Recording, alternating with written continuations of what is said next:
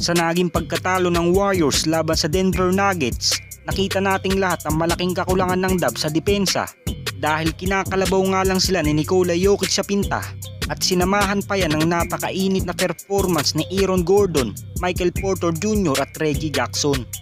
Ganun pa man, kahit napakasolido ng ipinamalas ng defending champion laban sa Warriors, nakita naman nating lahat ang pakikipagsabayan ng kanilang small ball lineup at mas nailabas din sa game na ito ang full potential ng kanilang second unit lineup dahil sila CP3, Moses Moody, Jonathan Kuminga at ilang mga rookie player ang naging dahilan kung bakit naging dikit ang scoring sa second and third quarter.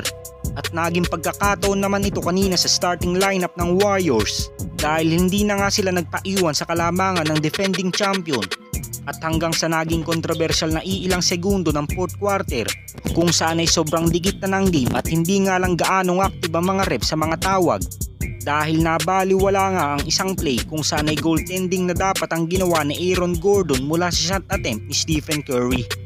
Ngunit wala ditong itinawag o kahit anumang review ang mga referee sa naging play dahil hindi nga natin alam kung may pinapaboran sila sa magkabilang team.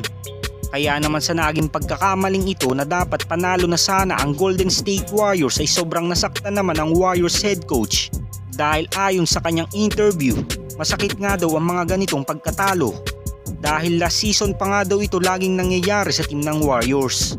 Ngunit naiintindihan naman nito ang sitwasyon ng mga referee dahil napakahirap nga daw tumawag sa isang crucial game at parte nga daw ito ng laro kaya naman wala daw talagang magagawa sa kanilang naging pagkatalo. Samantala sa naging game ng Warriors at Denver Nuggets, halos ikinatuwa naman ng mga Warriors fans sa kakaibang performance si Brandon Podziemski at Jackson Davis dahil isa nga sila sa nakapagpabago ng takbo ng game dahil sa tuwing ipinapasok ni Steve Kerr ang second unit lineup, halos lagi silang nagkakaroon ng run kaya naman unti-unting natutunaw ang kalamangan kanina ng defending champion. At isa rin si Jackson Davis sa naging X-factor ng Dubs sa depensa dahil nakakayanan nitong makipagsabayan sa mga veteran players.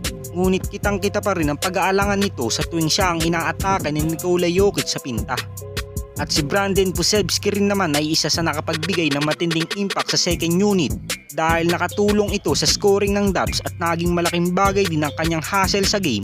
Kaya naman naging impresibo ang kanilang performance sa second and third quarter.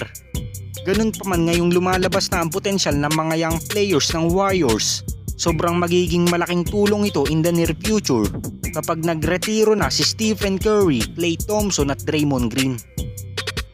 At ito lang ang ating NBA updates ngayon mga Lods. At kung hindi ka pa nakakapag-subscribe sa aking channel, subscribe mo na yan para updated ka sa ating NBA season ngayon. Salamat po.